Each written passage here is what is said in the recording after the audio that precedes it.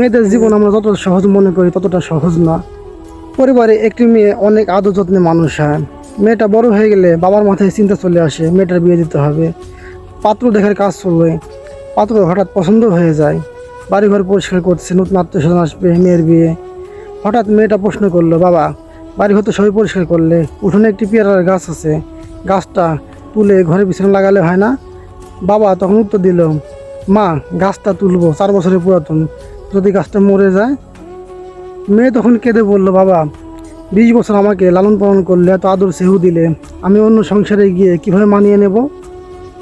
পরিবারের সবাই চোখে পানি চলে আসলো, কাঁদতে লাগলো সবাই। মেয়ে তো সত্যি কথাই বলেছে। হ্যাঁ, মেয়েদের জীবন আমরা যতটা সহজ মনে করি ততটা সহজ না। তাদের জীবন চলে যায় বাবার বাড়িতে 20 বছর কাটিয়ে, অন্য পরিবারে মানাতে মানাতে তাদের জীবন চলে যায়।